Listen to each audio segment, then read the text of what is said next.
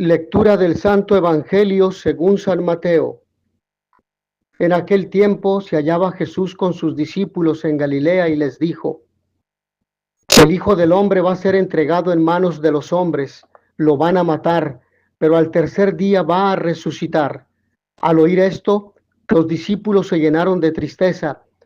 Cuando llegaron a Cafarnaúm, se acercaron a Pedro los recaudadores del impuesto para el templo y le dijeron: ¿Acaso tu maestro no paga el impuesto? Él les contestó: sí lo paga. Al entrar Pedro en la casa, Jesús se adelantó a preguntarle: ¿qué te parece, Simón? ¿A quiénes les cobran impuestos los reyes de la tierra? ¿A los hijos o a los extraños? Pedro le respondió: a los extraños. Entonces Jesús le dijo: por lo tanto, los hijos están exentos. Pero para no darles motivo de escándalo, ve al lago y echa el anzuelo. Saca el primer pez que pique, ábrele la boca y encontrarás una moneda. Tómala y paga por mí y por ti. Palabra del Señor. Paga por mí y por ti. El Evangelio de hoy habla de salvación. Nos habla de dos asuntos bien diferentes el uno del otro. El segundo anuncio de la pasión, muerte y resurrección de Jesús y la conversación de Jesús con Pedro sobre el pago de los impuestos. Del primer asunto diremos que la reacción de los discípulos ante el anuncio no es tan fuerte como en el anterior. Mateo dice que se entristecieron mucho, pero parece que los apóstoles han comprendido que el camino de Jesús no está exento de dificultades, que su proyecto trae consigo el dolor, la muerte, pero también la esperanza de una nueva vida. Por otro lado, respecto del segundo asunto, podemos decir que hay que evitar escándalos innecesarios. El escándalo perjudica y lleva la confusión a los débiles, a los pequeños y a los que no entienden el mensaje de Jesús. Hacer bien las cosas cotidianas y legales va a ser el punto de partida para el discurso comunitario que en los próximos días veremos, evidentemente. Ahora bien, hay algo que conecta a ambos asuntos. El Señor se manifiesta como Hijo de Dios, que deberá morir para resucitar, conforme a lo que se va disponiendo en un escenario de injusticia y legalidad. Allí la pregunta a Simón Pedro la dirige también a nosotros hoy. Jesús, al hacer cosas a las que por su calidad de ser el Hijo de Dios no estaba obligado, nos enseña a ayudar o colaborar al bien común. Nos enseña a saber cumplir como cristianos con los deberes sociales y políticos, no hacer uso de algún privilegio y cumplir con su deber. En este contexto se nos dice que Jerusalén dejará de ser el centro de la nueva religión y que solo Él será el templo de una nueva alianza.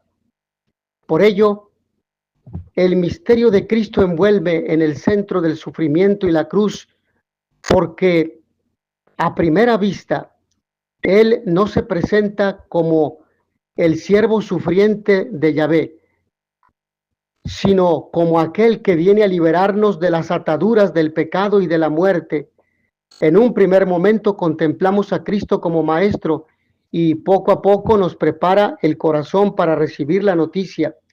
Muchas de las cosas que emprendemos son difíciles porque implican un gran esfuerzo de nuestra parte, y aunque al final nos otorgan una gran satisfacción y logramos lo que nos hemos propuesto, esto no lo hace fácil, sino más llevadero. Nos motiva para seguir. Después de la cruz viene la resurrección. Dios no nos deja solos en el camino y de hecho muchas son las veces en las que nos encontramos en necesidad y Él provee. Sin saber de dónde viene o a dónde va, como se visten los lirios del campo y los pájaros se alimentan, Dios está detrás de todo con su plan bondadoso y providente para ayudarnos en nuestras necesidades.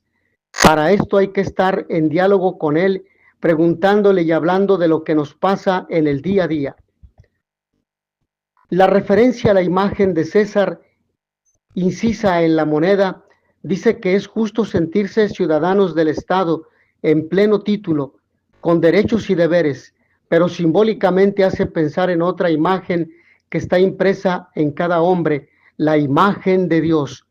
Él es el Señor de todo y nosotros, que hemos sido creados a su imagen, le pertenecemos ante todo a Él. Jesús planteó a partir de la pregunta hecha por los fariseos una interrogación más radical y vital para cada uno de nosotros. Una interrogación que podemos hacernos: ¿a quién pertenezco yo? ¿A la familia o a la ciudad? ¿A los amigos, a la escuela, al trabajo, a la política, al Estado? Sí, por supuesto. Pero antes que nada nos recuerda Jesús: tú perteneces a Dios. Esta es la pertenencia fundamental. Es Él quien te ha dado todo lo que eres y tienes, y por lo tanto nuestra vida día a día podemos y debemos vivirla en el reconocimiento de nuestra pertenencia fundamental y en el reconocimiento de corazón hacia nuestro Dios Padre, que crea a cada uno de nosotros de forma singular, irrepetible, pero siempre según la imagen de su Hijo amado Jesús. Es un misterio admirable, lo que nos recordaba el Papa Francisco el 22 de octubre de 2017. Por ello, llenos están el cielo y la tierra de tu gloria. El salmo responsorial que sigue a la lectura la entiende como una invitación a la alabanza a Dios. El texto es propio del estilo apocalíptico de Ezequiel y se salta descripciones más minuciosas y fantásticas del texto bíblico. Lo importante es mostrar la grandeza de los personajes y de quien sobresalía sobre ellos, que también era humano. Son la apariencia visible de la gloria del Señor, que es lo que interesa proclamar al profeta, reconocerla y luego postrarse ante ella. En ello insistirá el salmo responsorial, extendiendo esa necesidad de alabanza a lo divino a todos los pueblos, a todos los príncipes y en especial a Israel, su pueblo elegido. Hijo del hombre. En el texto, Jesús se refiere a sí mismo como Hijo del hombre, expresión que encontramos en la continuación del texto de Ezequiel. Es lógica la reacción de los discípulos. Se pusieron muy tristes. No podía ser menos. El mismo Jesús se llenó de tristeza en Getsemaní cuando sintió la inmediatez de su pasión y muerte. Triste hasta la muerte. Si es posible, Señor, aparta de mí este cáliz, pero que no se haga mi voluntad, sino la tuya. Mas el texto pasa a otro asunto distinto. Mateo, por ser cobrador de impuestos, aborda ese tema concreto. ¿Hay que pagar o no los impuestos al poder político opresor del pueblo de Israel?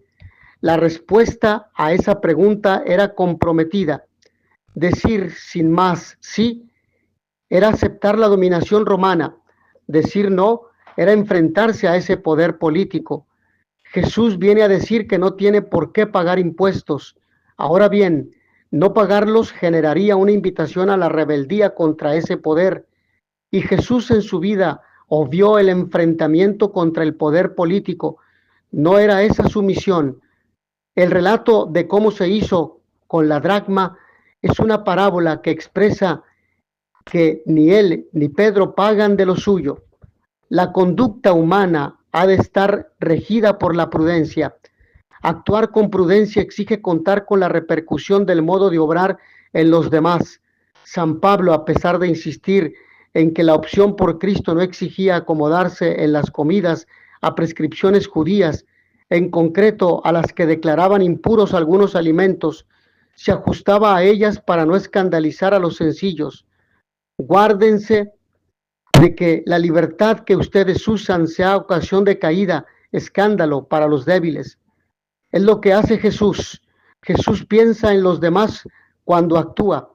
Su vida está en función de los demás, evidentemente en hacer la voluntad del Padre. A la luz de este episodio, bien está que nos preguntemos, ¿qué prefiero? ¿Verme por encima de los demás y de las leyes vigentes o servir al otro, hacerle el bien? Mis hermanos, que a todos ustedes el Señor los bendiga y les dé la paz. Y noticia veritatis proficere, pax et bonum.